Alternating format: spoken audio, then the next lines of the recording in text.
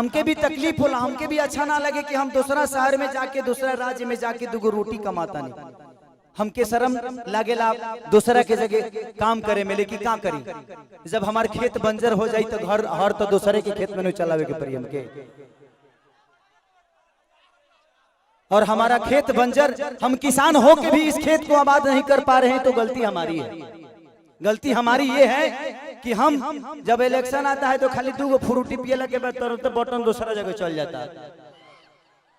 सबसे पहले एक दिन की खुशी को मारना पड़ेगा अगर आपको पूरे जीवन की खुशी लेना है तो। एक दिन की खुशी को जिस दिन आप मार दीजिएगा, अधिकार वो आपका नहीं है, वो आपके बच्चे का भविष्य है जो आपको तय करना है। पैदा करना ही बच्चों का भविष्य नहीं होता, शिक्षा देना ही भविष्य नहीं होता। ये बताइए खेसारी के बेटा बेटी एवं खेसारी का लगे पैसा बा तो अमेरिका में पढ़ा दिए हैं, लेकिन सबका लगे सक्षम तो नहीं खे ना जब अपना बेटा बेटी का अमेरिका में पढ़ाई। तो बिहार में कितना लोग खेसारी बजी, एक गो ना, एक गो खेसरिया बा। ये बताइए आज भी हमारे बिहार के नेता हैं, यूपी के नेता हैं, सबके अपने बच्चे कोई अमेरिका में पढ़ता है, कोई लंदन में पढ़ता है, कोई मॉरिशस में पढ़ता है। किसी किसान का बेटा कहाँ पढ़ने जाता है? क्योंकि उसकी क्षमता नहीं है। क्योंकि इन लोगों ने अगर यहीं पे स्कूल दिया होता तो इनके भी बच्चे यहीं पे शिक्षित हो जाते। लेकिन इन्होंने जब अपने बच्चे का भविष्य तय नहीं किया तो हमारे बच्चों का भविष्य तय कहाँ से कर पाएंगे? अब ये बताइए कि यूट्यूब पर डाल दी तो लोग कहिए खेसरिये राजनेता हो गए। अब हम अपन दुखो ना कह सकीले। अच्छा हम नाजायज बोलते हैं चाचा।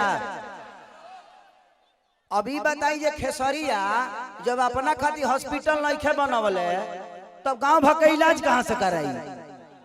तो जब ये हमारे नेता अपना इलाज कराने के लिए एम्स में जाते हैं, हमारे नेता अपना इलाज कराने के लिए बॉम्बे जाते हैं, विदेश जाते हैं, तो ये बताइए जब ये अपने इलाज के लिए अस्पताल नहीं खुलवाए तो हमारे इलाज के लिए कहां से खुलवा पाएंगे?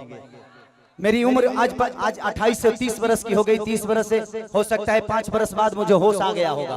25 वर्ष से तो ऐसा ही देख रहा हूं कि हमारा बिहार में बदलाव कुछ नहीं हुआ है। दारू बंद हुआ है तब वो मिलिए रहा है। इसमें दोष हम सरकार को नहीं देंगे, क्योंकि हमारे पास रोजी नहीं है। हम अपनी रोजी ढूंढते हैं, वो चाहे हमें नशा में मिले या बुराई करके मिले या किसी का मर्डर करके मिले। हमारे पास अगर रोजी होती, हमारे पास काम होता, हमारे पास किसी का विश्वास होता, तो शायद आज हम भी बेकार नहीं होते। किसी फैक्ट्री में अपने ही जिला में, अपने ही गृह जिला में, अपने ही घर में काम करते। तो जब इंसान बेकार होता है तो वो गलत काम करता है। तो गलत काम तभी होता है जब इंसान फुर्सत में होला। एक गलत काम हो टाइम ना मिले, सही बताओ तार गेहूं के दमरी आई तो तू दूसरा के टिकोड़ा तुरे जीवो, तू अपन गेहूं दही बना। तो जब हमारे पास अपना वर्क होता, हमारे पास फैक्ट्रियां होती, तो आज हमारे भी घर की औरतें अपने पति के साथ रहती। ये अपने पति के लिए तरसती नहीं कि होली में आएंगे तो दीपावली में आएंगे। आज हम अपने बच्चों के साथ होली मनाते, दीपावली मनाते। हमें दीपावली मनाने के लिए किसी का परमिशन लेना पड़ता है, किसी से लेटर देना पड़ता है कि सर हमको जाना है अपने बीबी के पास, छठ आ गया है। तो हमें तो त्योहार मनाने की भी आजादी नहीं मिलती है। ऐसे राज्य में हम पैदा हो गए हैं।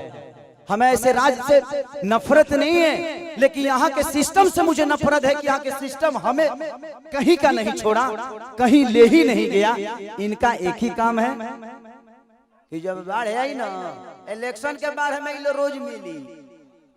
अगर इलेक्शन बा जहाँ बाढ़ आई कि चिवड़ा खात खात पेट मॉल हो जाए, खूब खाए बरवा चिवड़ा।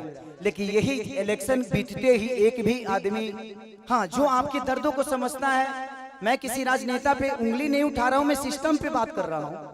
मुझे दुख होता है ऐसे देख के। इस जमीन को देखा तो मैं अपने अखिलेश बाबा से बोल रहा था एक बात कि बाबा इतनी अच्छी जमीनें हैं, ऐसे ही जगह पे हम शूट करने जाते हैं तो वहाँ फिल्म सिटी बन गया है।